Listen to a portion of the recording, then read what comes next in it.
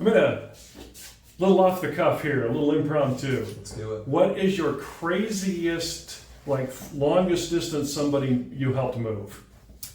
Help move. I had a guy that was working as a contractor in the Middle East, Okay. and I'm actually good friends with him to this day. Okay. We don't talk like all the time, but like when he does call me or I call him, like we just catch up like old buddies. Yeah. But he used to call me every day from the Middle East. He was over there with KBR as a contractor, Okay. and helped him get set up and buy a house in Arizona, where his family was from, and his wife and family fulfilled that occupancy requirement because he was contracting overseas for like, I don't want to say permanent, but for quite a long time. And so I would say definitely that was the longest distance I've ever, probably not moved somebody, but definitely communicated with somebody. Communicated. Yep. Yeah.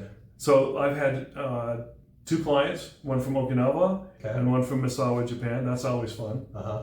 And then I had a client who recently PCS'd to Italy, so getting the paperwork done from Italy. Ready for that one? It's really important to work with somebody like Jason who knows and how to do that kind of thing, because paperwork's paperwork. It's still got to get done, even if you're in Saudi Arabia or ignoring the guidelines, because that was important with the gentleman in that was contracting in the Middle East. That was important to know the guidelines, and then also knowing what like paperwork is going to be needed for PCSing with regards to orders and anything related to that, to make sure that when you go into underwriting, you're satisfying and meeting all those requirements to show, hey, I can buy this home. I'm not just buying it for an investment or a second home or whatever justification that your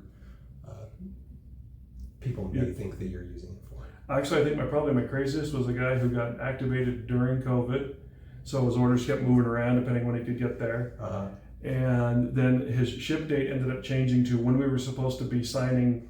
His wife already had the power of attorney, but we had to have proof that he'd actually landed in where he was assigned to, and then he had to make a phone call back because the VA required proof that he was alive. Yeah, and there's a couple things we can do for that. So from your commanding officer, like, well, the worst part, because it was COVID, his XO was on a different flight. oh yeah. So we couldn't even get an XO because the XO hadn't landed yet either. Yeah. So and sometimes I've used senior NCOs too Uh-huh. to write those letters. It's just an alive and well statement. It's got to be basically somebody who has some sort of clout in the unit. Yeah. And not just you're using the E4 Mafia or something like that. Not some E1. yeah. Not some E1. Yeah.